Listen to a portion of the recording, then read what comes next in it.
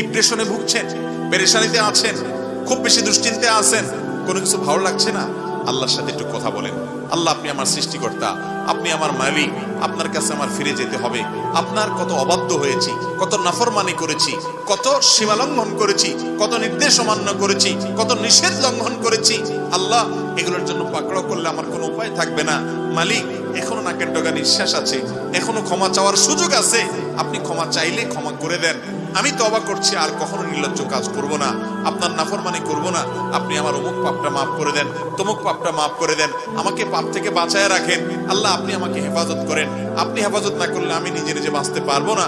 মালিক, আপনি রহম করেন। আল্লাহর সাথে একটু কথা বলেন। আল্লাহর কসম, সালহাতু সঙ্গবুদি দিল খারাস আজমুদে এক জামানা খাকেবাস।